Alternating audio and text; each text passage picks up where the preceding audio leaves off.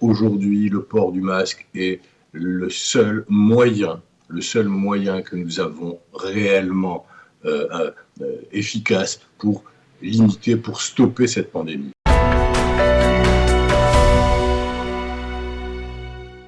Bonjour, docteur Josrienne. Bonjour à vous. Le discours n'a pas changé, on reste toujours à la maison. Il est bien plus affirmé encore, ce discours. Je voudrais encore vraiment insister à nouveau sur cette question du masque en répétant et en adjurant vraiment nos concitoyens de porter le masque.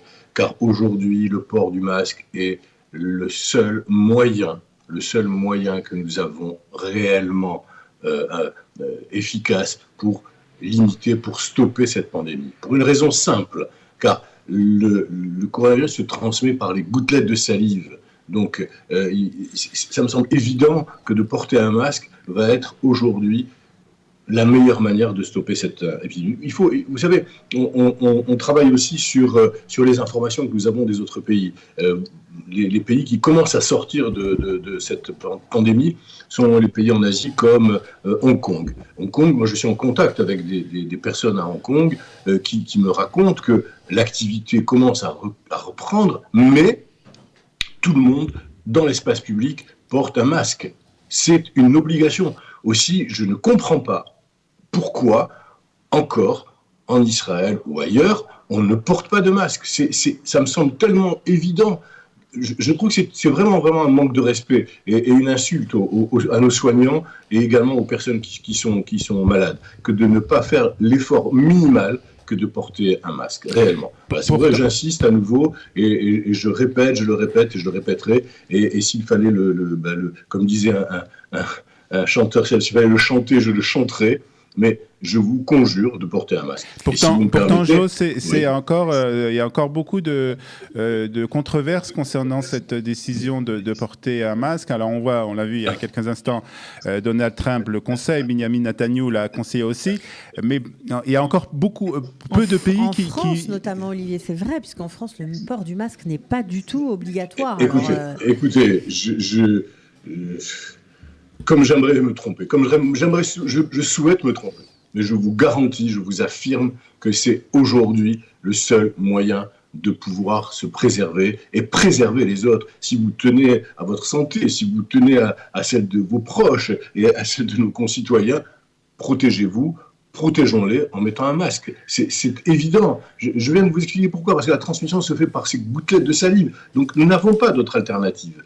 Déjà, il faut commencer par ça. Et puis, il y a les gestes barrières, les gestes de distanciation. C'est-à-dire, il faut être à 2 mètres des personnes. Il faut se laver les mains chaque fois que l'on peut le faire. Il faut se laver les mains plusieurs fois par jour. Quand on est obligé de sortir, car il ne faut sortir que quand nous sommes obligés, quand nous rentrons, il faut jeter les gants, il faut mettre ses chaussures devant la porte, de ne pas les faire rentrer dans la maison, et ensuite... Vraiment, je ne sais même plus comment le dire. Si vous permettez, je voudrais le dire en chantant, mais non, je vais vous dire un petit texte que j'ai trouvé sur une page qui s'appelle Merci professeur, pour essayer aussi de vous faire sourire. Si vous permettez, j'en ai pour 10 secondes. Et vous allez Allez-y, Jo. Corona et le confiné. Maître confiné sur un balcon perché portait un masque à son visage. Maître Corona, par l'odorat attiré, lui tint à peu près ce langage. « Et bonjour, monsieur de confiné, que vous êtes joli, que vous me semblez beau. Sans mentir, si votre langage se rapporte à votre visage, vous êtes le phénix des hôtes de ces toits. » À ces mots, le confiné ne se sent pas de joie, et pour motiver sa bonne foi, il ouvre une large porte et sort de son barrage. Corona s'empressa, le contamina et dit « Mon bon monsieur, apprenez que tout virus vitaux dépend de celui qui l'accueille. » Cette leçon vaut bien un porteur sain qui doute. Le confiné, soucieux et confus, jura, mais trop tard, qu'on ne le contaminerait plus. Vous avez fait plaisir, à Marc. C'était juste pour essayer de vous faire sourire, mais parce que aussi pour insister sur ce geste qui est fondamental. Vous avez fait plaisir à Marc Eisenberg là, qui nous écoute, et je suppose à d'autres auditeurs avec cette fable de La Fontaine, révisée à la façon du coronavirus. Alors juste Jo, parce que vous avez parlé de Hong Kong au début de votre intervention. C'est vrai que c'est assez impressionnant parce que c'est une ville où la densité est importante. Il y a 7 millions d'habitants à Hong Kong. Et c'est vrai qu'on a vu récemment des images de gens qui ressortent dans les rues. Alors, tout le monde est masqué, c'est vrai. Il y a des commerces qui sont ouverts, etc. Il y a beaucoup, beaucoup moins de morts. Je crois 3 ou 4 morts par mois en ce moment. Mais est-ce que vous pensez que cette stagnation, on va dire, de l'épidémie est due au port du masque ou est due au confinement ? Parce qu'on se pose la question. Peut-être aux deux, mais bon. On a déjà dit sur vos ondes que le confinement n'est pas la meilleure solution en épidémiologie. Quand on arrive au confinement, c'est-à-dire qu'on a épuisé les autres solutions. Or, aujourd'hui, nous n'avons pas d'autre solution que le confinement. C'est la moins mauvaise des solutions, mais nous n'en avons pas d'autre. Si nous avions une politique de dépistage systématique, peut-être que nous serions moins confinés.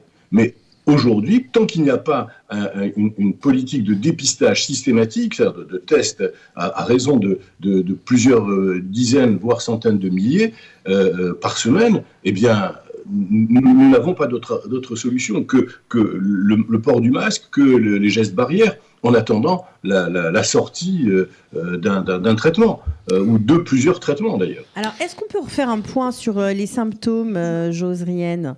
Parce que c'est vrai c'est une très bonne question. On ne sait plus en fait, parce qu'on entend tout et n'importe quoi, il faut bien le dire. Donc, faisons un point. Vous avez raison, c'est une très bonne question et ça permet de revenir aux fondamentaux. Je crois qu'il faut en l'espèce être absolument clair. Les symptômes sont simples. Les symptômes sont simples et permettent comme ça de mieux comprendre ce qui peut nous arriver et qui n'est pas forcément d'ailleurs le coronavirus. Car on a le droit aussi, en période de pandémie, d'avoir d'autres problèmes de santé. Alors, les symptômes sont basiques. Les premiers sont les symptômes bénins. C'est les maux de tête, la perte d'odorat, ça s'appelle l'anosmie. C'est aujourd'hui un symptôme important. On pense qu'il y a 55 voire 60% des personnes qui sont atteintes du coronavirus qui vont développer immédiatement une anosmie. Ça s'appelle la perte de l'odorat. C'est un symptôme qu'on a entendu ces derniers temps, mais au début on parlait juste de toux, de fièvre. Tout à fait. Voilà. Tout à fait. C'est un symptôme qu'on est en train maintenant, on est quasiment certain que dans 60% des cas, il y a une anosmie qui apparaît. Ça s'appelle l'agueusie. Et l'agueusie, c'est la perte du goût. Vous avez également des toux sèches, des maux de ventre, des diarrhées, fatigue importante, de la fièvre, entre 38 voire 39,5. Ça sont les symptômes bénins. Donc il faut vraiment être de suite faire attention quand ces symptômes apparaissent. C'est-à-dire dès qu'on a un ou plusieurs de ces symptômes, il faut alerter son médecin. Il faut commencer à se poser des questions et appeler son médecin.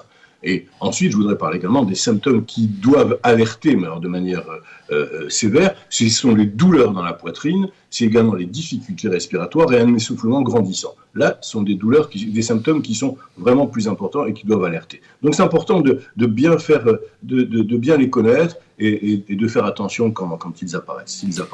Voilà. Ça, ce sont des rappels importants. Alors, je voudrais qu'on parle un peu des chiffres de ces derniers jours. On voit une certaine stagnation, en tout cas dans le nombre de nouveaux cas. Mais ce qui inquiète plus ou moins beaucoup les services du ministère de la Santé, c'est le nombre de personnes qui sont en réanimation, personnes qui ont besoin d'une assistance respiratoire. Est-ce que ce chiffre, est-ce que cette courbe plus exactement est semblable aux courbes que l'on voit dans les pays européens où elle est légèrement plus basse ? Alors, c'était annoncé, vous savez, que ça avait été dit. On avait dit qu'on rentrerait dans cette période-là, maintenant, dans cette semaine-là, et dans la semaine prochaine, dans une période qui serait un peu plus compliquée, avec l'apparition de malades un peu plus lourds. Car beaucoup de gens sont sortis du confinement, sont sortis du bidoud, et il y a eu des mouvements de population qui font que aujourd'hui, on assiste à une flambée. C'est ce qu'on appelait la fameuse vague. On est dans cette vague-là actuellement. Donc il y a l'apparition de cas un peu plus graves. Par rapport à d'autres pays, c'est intéressant parce que par rapport à d'autres pays, la courbe semblait être la même que celle de l'Italie, au départ en tout cas, et puis aujourd'hui elle semble s'inverser favorablement en Israël, avec malgré tout un taux de létalité qui a un peu augmenté, mais qui reste quand même un des moins importants dans le monde. Donc c'est pour ça qu'il faut faire en sorte de ne pas submerger les hôpitaux et donc de continuer à se protéger pour justement pour pas que nous ayons des patients qui aillent en urgence à l'hôpital où on risque donc d'être submergé avec le manque de respirateurs, etc. Alors, juste une question, Josriane, pour terminer. Pardon, je voulais vous dire aussi que simplement, c'est des choses qu'il faut rappeler, c'est que aujourd'hui, l'âge moyen des personnes qui décèdent, hélas, est un âge avancé. Mais nous avons aussi des personnes qui sont plus jeunes et qui ont des problèmes. Pourquoi ? Parce qu'on sait maintenant de manière précise que ce coronavirus est beaucoup plus dangereux, beaucoup plus actif chez des personnes qui sont porteurs de ce qu'on appelle des comorbidités. Les comorbidités, ce sont des pathologies associées. Alors, je les rappelle, c'est l'hypertension artérielle, le diabète, les maladies coronariennes, et les maladies respiratoires, les cancers, donc des problèmes d'immunosuppression. Donc, ces personnes, même si elles ne sont pas âgées, doivent encore faire plus attention. Je voudrais juste terminer, Jo, avec une question, parce que nous sommes à la veille des fêtes de Pessah, et pour rappeler la dangerosité de passer les fêtes avec ses parents plus âgés, par exemple, est-ce que vous pouvez rappeler ce qu'est un porteur sain ? Parce que les gens ont du mal à comprendre, ils se disent, ça fait 3 semaines qu'on est en bidoude, 2 semaines et demie pour certains, on n'a rien, on est bien, nos parents vont bien, certains se sont même fait tester négatifs au coronavirus, et ils se disent, après tout, pourquoi pas ne pas passer les fêtes ensemble ? Eh bien oui, c'est vraiment une bonne question, c'est une question d'opportunité réellement. Il ne faut pas sortir, il ne faut pas bouger, il ne faut pas aller voir sa famille, même pour Pessah. Et je sais combien ces fêtes sont importantes et combien c'est l'occasion pour les familles de se retrouver, combien elles sont fondamentales, mais cette année, ça sera une année spéciale où nous serons seuls. Par rapport au fait d'être porteur sain de la maladie, c'est ça. Et justement, parce que il y a un certain nombre de porteurs sains qui, eux, n'ont aucun symptôme, ne ressentent rien du tout, mais qui sont porteurs de ce virus et qui vont pouvoir le transmettre. Il faut savoir que c'est ça, une des découvertes sur ce coronavirus, parce qu'en fait, on ne connaissait pas grand-chose. Hein. Je vous rappelle qu'il n'y a pas si longtemps que ça, il y a un peu moins d'un mois, tout le monde considérait que c'était quelque chose qui n'était pas important, et y compris les professeurs les plus médiatisés disaient que c'était une grippe, que nous allions en sortir rapidement, et que ça allait bien se passer. Bien aujourd'hui, on découvre que c'est un peu plus compliqué que ça, un peu plus grave que cela, et que surtout, on découvre cette contagiosité. C'est-à-dire, ce porteur sain, il faut savoir qu'un porteur sain peut contaminer dans une pièce 35%. 35% des personnes qu'il y a autour de lui. Donc, s'il vous plaît, faites très attention. C'est-à-dire que vous rentrez imaginez ça, c'est-à-dire vous rentrez dans un lieu clos, il y a 10 personnes, sur 10 personnes, si la personne est porteur sain, elle va contaminer 3 ou 4 personnes. Attendez, vous vous rendez compte ce que c'est ? C'est énorme. Donc ça veut dire qu'il faut réellement, aujourd'hui, y compris pour ces personnes qui ne présentent aucun signe, ne pas aller dans des collectivités, dans des familles, dans des groupes, c'est évident. Très bien. Merci beaucoup, Dr Josriane, de nous avoir fait tous ces rappels, c'est très important. Soyez prudents.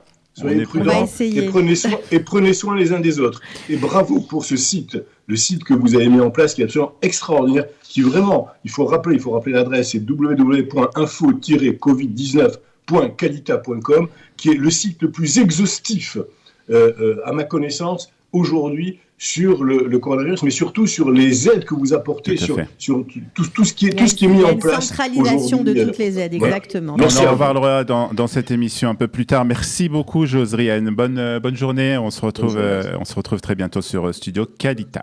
Retrouvez du dimanche au vendredi notre live quotidien spécial coronavirus. 3 heures de direct ininterrompu de 8h à 11h. Pour tout savoir sur l'actualité du virus en Israël, menée par Daniel Haïk, Olivier Granillic et Cathy Choukroun. Le live Studio Kalita, c'est tous les jours en direct, puis en replay sur Facebook, YouTube ou sur notre application et sur le site studiokalita.com.